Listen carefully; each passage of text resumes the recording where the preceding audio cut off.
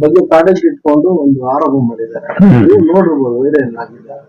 ಈಗ ಏನ್ ಸರ್ ಅದು? ಅದು ಶರಣ್ಯ ಅವರು ಏನಂದ್ರೆ ಅವ್ರು ಈಗಾಗ್ಲೇ ನಂದು ತಪ್ಪಾಯ್ತು, ನಾನು ಇದು ಮಾಡಿರೋದು ತಪ್ಪಾಯ್ತು ಅಂತ ಕೇಳ್ಕೊಂಡಿದ್ದಾರೆ. ಅದರಿಂದ ಅದು ಮುಗ್ದೋದಂತ ಅಧ್ಯಾಯ.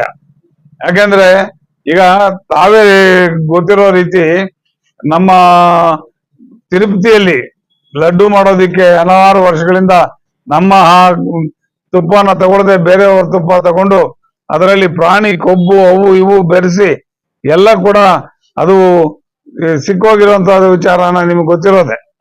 ತದನಂತರ ಆಂಧ್ರ ಸರ್ಕಾರನೇ ತೀರ್ಮಾನ ತಗೊಂಡು ನಂದಿನಿಯ ತುಪ್ಪನ ತಗೋಬೇಕು ಅನ್ನೋದನ್ನ ತೀರ್ಮಾನ ಮಾಡಿದ್ದಾರೆ. ಇದರ ಒಂದು ಇದೇನೆಂದ್ರೆ ಜೊತೆಗೆ ನಾವಿವತ್ತು ನಮ್ಮ ಮಾನ್ಯ ಜಿಲ್ಲಾಧಿಕಾರಿಗಳಾದಂತ ಶ್ರೀ ರವಿ ಅವ್ರನ್ನು ಕೂಡ ಶ್ಲಾಘಿಸಬೇಕಾಗ್ತದೆ. ಯಾಕೆಂದ್ರೆ ಎಲ್ಲೆಲ್ಲಿ ಖಾಸಗಿ ಹಾಲು ಮಾರಾಟ ಆಗ್ತಾ ಇದೆ ಅಲ್ಲೆಲ್ಲ ಕೂಡ ನೋಡಿ ರೈಡ್ ಮಾಡಿ ಅಲ್ಲಿ ಕಲಬೆರಕೆ ಆಗ್ತಾ ಇರ್ತಕ್ಕಂಥದ್ದನ್ನ ನಮ್ಮ ಮಾನ್ಯ ಜಿಲ್ಲಾಧಿಕಾರಿಗಳು ಈಗಾಗಲೇ ಆದ್ಯತೆ ಮೇಲೆ ತಗೊಂಡಿದ್ದಾರೆ. ಅವ್ರಿಗೂ ಕೂಡ ನಾವು ಈ ಸಂದರ್ಭದಲ್ಲಿ ಶ್ಲಾಘನೆ ಮಾಡ್ಬೇಕಾಗ್ತದೆ. ನಂದಿನಿ ಏನಿದೆ ಇದು ಒಂದು ಸಹಕಾರ ತತ್ವದ ಅಡಿ ಪ್ರಾರಂಭ ಆಗಿರ್ತಕ್ಕಂಥ ಒಂದು ಸಂಸ್ಥೆ. ಇದು ಯಾರೇ ಒಬ್ಬರ ಮಾಲೀಕತ್ವದಲ್ಲಿ ಇಲ್ಲ. ಅದರಿಂದ ಇದರ ದೃಷ್ಟಿ ಏನು ಅಂದ್ರೆ ನಮಗೆ ರೈತರಿಗೆ ಒಳ್ಳೆ ದರ ಕೊಡೋದು, ಜೊತೆಗೆ ಗ್ರಾಹಕರಿಗೆ ಒಳ್ಳೆ ಪದಾರ್ಥಗಳನ್ನ ಕೊಡೋದೇ ಈ ಒಂದು ಸಹಕಾರಿ ಸಂಸ್ಥೆ ಗುರಿ. ಈ ಅವ್ರೇನು ಹೇಳಿದ್ದಾರೆ ಅದು ಸತ್ಯಕ್ಕೆ ದೂರ. ಈಗಾಗಲೇ ಅದು ತಪ್ಪಾಯ್ತು ಅಂತ ಒಪ್ಕೊಂಡಿದ್ದಾರೆ. ಹಾಗಾಗಿ ನಮ್ಮ KMF ಮತ್ತೆ ಕೋಲಾರ ಹಾಲು ಒಕ್ಕೂಟಕ್ಕೆ ಒಳ್ಳೆ ಇದನ್ನ ಕೊಡೋದೇ ಗುರಿ ಅಂತ ನಾನು ಹೇಳೋದಕ್ಕೆ ಇಚ್ಛೆ.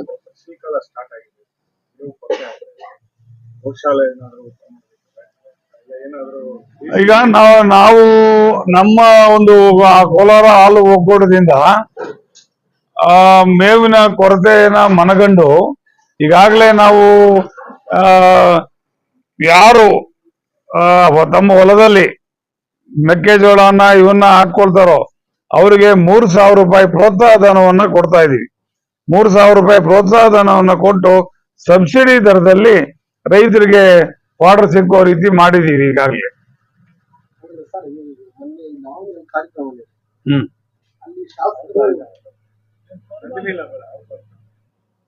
ಕೇಳಿ ಅವ್ರ ಕ್ಯೂರಿಯಾಸಿಟಿ.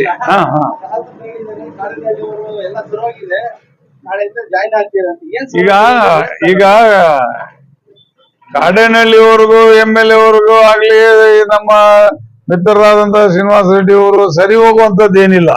ನಮಗೂ ಅವ್ರಿಗೂ ಯಾವುದೇ ರೀತಿಯಾದಂತ ಭಿನ್ನಾಭಿಪ್ರಾಯ ಇಲ್ಲ. ಕೆಲವು ಸಂದರ್ಭಗಳಲ್ಲಿ ನಾವು ನಮ್ಮದೇ ಪೂರ್ವ ನಿಗದಿತವಾದಂತಹ ಕಾರ್ಯಕ್ರಮಗಳಿರ್ತವೆ. ಅದರಿಂದ ಕೆಲವೊಂದು ಸಂದರ್ಭದಲ್ಲಿ ನಾವು ಸೇರ್ಪಡೆ ಆಗೋಕ್ಕಾಗಲ್ಲ ಅಷ್ಟೇನೆ. ನಾವು JDS ಇದರಲ್ಲಿದ್ದೀವಿ, ಶಾಸಕರು ಕೂಡ JDS ಪಕ್ಷದಲ್ಲಿದ್ದಾರೆ. ಹಾಗಾಗಿ ನಮ್ಮಲ್ಲಿ ಯಾವುದೇ ರೀತಿಯಾದಂತಹ ಸಮನ್ವಯ ಕೊರತೆ ಇಲ್ಲ. ನಾವು ಮುಂದಿನ ದಿನಗಳಲ್ಲಿ ಅಂದ್ರೆ ಆ ಸಂದರ್ಭದಲ್ಲಿ ಬೇರೆ ಕಾರ್ಯದಲ್ಲಿ ಇದ್ದಿದ್ದು ಕಾರಣದಿಂದ ನಾವು ಭಾಗಿಯಾಗಿರ್ಲಿಲ್ಲ.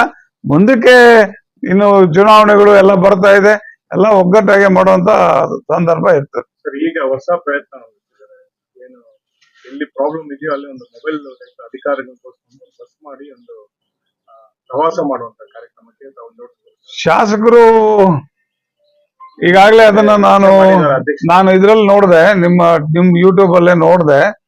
ಏನೋ ಇದು ಮಾಡಿ ಹೋಗೋಕೆ ಎಲ್ಲ ರೆಡಿ ಆಗ್ತಾ ಇದ್ದಾರೆ ಅಂತ. ಆ ಸಮಯ ಸಂದರ್ಭ ನೋಡ್ಕೊಂಡು ನಮ್ಗೆ ಸರಿ ಹೋಗುವಂತ ಸಮಯ ಆಗಿದ್ರೆ ಅದರಲ್ಲಿ ಭಾಗವಹಿಸೋದಕ್ಕೆ ಪ್ರಯತ್ನ ಪಡ್ತೇವೆ. ಅದರಲ್ಲಿ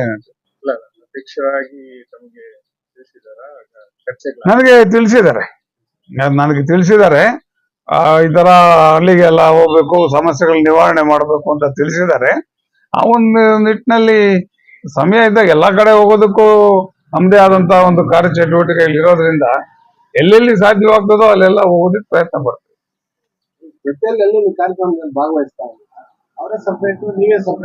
ಹಾಗೇನಿಲ್ಲ.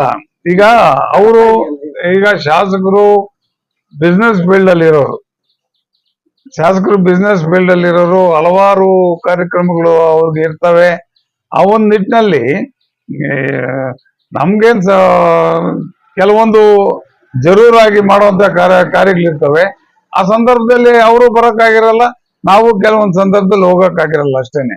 ಯಾವುದೇ ರೀತಿಯಾದಂತ ನಮ್ಮ ನಡುವೆ ಭಿನ್ನಾಭಿಪ್ರಾಯ ಏನಿಲ್ಲ.